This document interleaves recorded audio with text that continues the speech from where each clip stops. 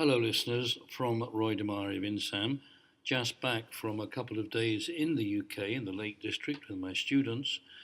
I can't say there's much positive to say about the British economy because May is obviously weak, but she's held up. Some say she just held up, as it were, as a cardboard prime minister until the Tories sort out who could lead them forward and negotiate a better Brexit deal than she was heading for. There's a great deal of fear amongst the Tories that if there were an election of any sort, the country would become like a Soviet socialist republic. So they don't want that, but they do want a better leader, one with credibility. Actually, I still think the Scottish lady could do quite well, Ruth Davidson. We'll see. There is basically better news out of the European Union, and I think a lot of people in the UK must be thinking it certainly was a mistake to vote against staying in, but it'll go forward, they'll have to leave. We just have to hope that the leaving is not as painful as one might expect. In the meantime, I'd like to speak mainly in this broadcast about the United States and its economy. As you know, I've been extremely skeptical about the economic policies of Trump, and that's what I'll try and focus on. It's so tempting all the time to criticize him for his human behavior, his insults, his tweets, and so on. But the key thing is, in terms of economics, does he talk any sense? Of course, I think he does not talk any sense at all, but we'll have to enter into some detail before I just affirm it. The sense I have is that if enough people say something, including Janet Yellen, I'll come to later, and if Trump keeps saying, and commentators keep saying that all is well, there is a certain period of time when it actually works, but it ceases to work when reality finally hits home. Now, it takes a long time for reality to hit home, much longer than anything Harry Dent has said, by the way. He reckoned there would be a massive crash this July, but before that he had other dates. And he may or may not be right about the crash. I think he is right about the crash, but just when is the big issue.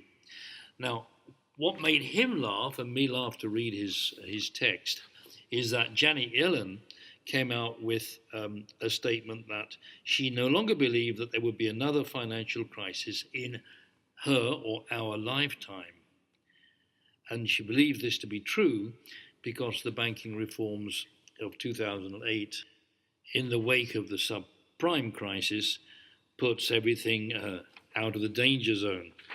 Harry says, and I'll have to quote some of his stuff directly, is that it's just a ridiculous statement. All the Fed has done is, with free and cheap money, recapitalizing the banks at the expense of savers and shifted all the risks to the private sectors. This has led to what we call double leveraged loans and much corporate debt, massive artificial financial engineering. That would include certainly the buying back of shares, which increases the earnings per share, but does nothing for investments or real GDP. The Yellen boast that there won't be a major financial crisis in her time reflects many such statements in history, which Harry has gone to the trouble of identifying.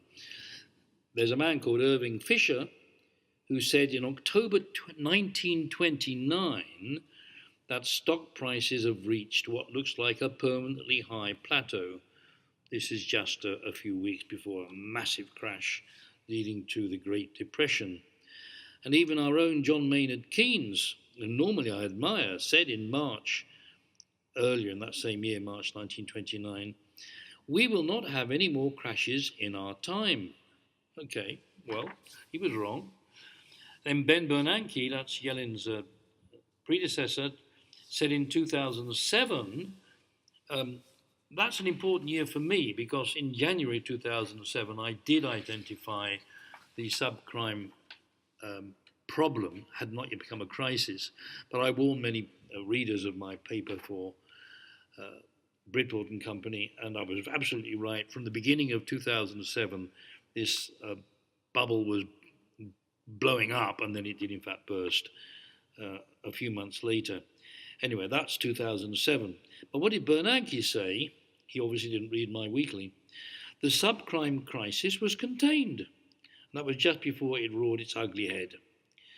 And the director of research at the Fed, one of his Bernanke's colleagues, I presume, painted a benign picture in his forecast in December 2007.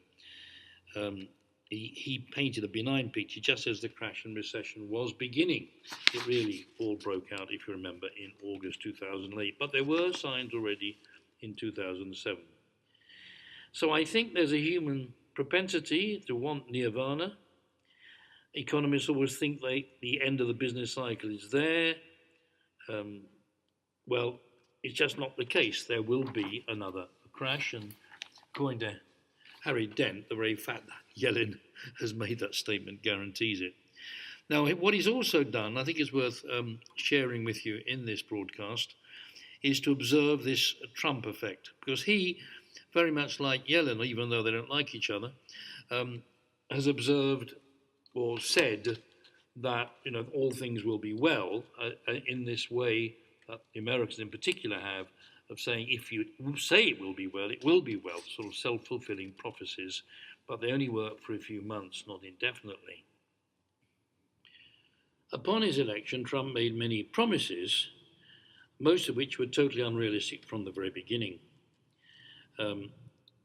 The observation, or rather the forecast, he said that GDP would grow at 3 or 4% under his rule, is impossible because of demographic considerations and indebtedness considerations.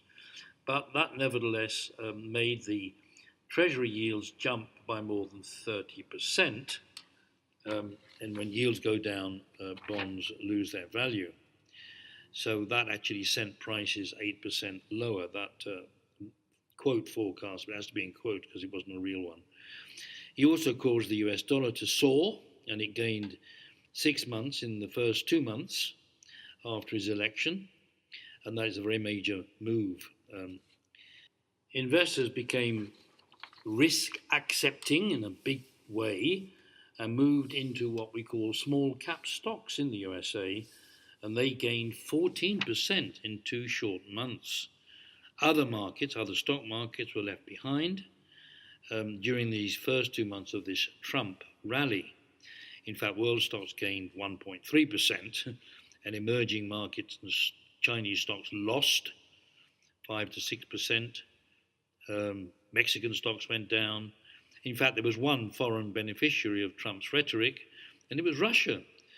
It seemed that there was some sympathy there, or interest there, because what appeared to be a cozy relationship building between Trump and Putin. Well, that didn't last very long, did it? So outside of Russia, which was the great gainer at that time, early this year, US markets completely dominated global markets in the immediate aftermath of Trump's win. Now, this next point is very important. As of 2017, this year, from about March, I guess, the trend completely reversed. The US dollar is now down more than 7%. The US Treasury yields are falling, and 3-4% GDP growth, which always looked unlikely, is definitely impossible. And those same small cap stocks, well, they're still up. They're up 4% overall. And emerging markets have gone up 16%. Oh, yeah, and Mexican stocks, which collapsed so much, they're up 24%, and they're the best of the bunch. As for Russia, the ones that did well in the Trump rally, they're down 12%. Quite an epic reversal of fortunes, isn't it? An obvious conclusion from these observations is that US stocks, measured in US dollars and dependent or seeking a rise in their stock price, are not such an attractive deal anymore. In fact, they're much worse than an unattractive deal. They are a highly risky deal because of the chance that Yellen's too right in saying that it's all over, no more problem, meaning that there will be a huge problem and a huge crash. So where do we go? Well, I've always said really you're better off staying in Swiss francs and in very solid Swiss franc shares, and for bonds, not much going really, because the bonds in Switzerland are still negative in terms of the government bonds. Though I have noticed that a certain Raiffeisen Bank, maybe it's all of them, has opened the door to more people investing in their shares, or parts, they say in French, in the bank, and it does give 2%. 2% is actually quite good these days in Swiss francs, so don't sniff at it. I don't want to do advertising just for Raiffeisen, but I'm certainly to go for that if I can afford it. As for the pound and the United Kingdom, many, many doubts. I can be optimistic in some long run that the UK economy will recover from this self-inflicted blow, and even that the pound, if it goes lower now, will eventually come back. But it could all take years, so I'd be very careful about major investment. I can be more optimistic about the Eurozone, not least because of Macron's win, and also Merkel will undoubtedly come back to power, and that's quite a powerful pair between them, guiding Europe to a new future. Draghi is also threatening, not so much threatening, but promising to reduce the free money bit. And I hope that he does it out of a genuine sense that it's possible to do so because the economy is strong enough, as distinct from the more American approaches. Let's do so, let's make cheap money, lots of cheap, because if we do that, people will believe the economy is getting better. It's make-believe versus reality, and it's very hard now to know where the one ends and the other begins. I do think that Trump and Yellen are much more along the line of let's say things which make it look good even if it isn't. I think May just keeps quiet on the economy. She's got enough problems with the Brexit and her political position. And as for the Eurozone,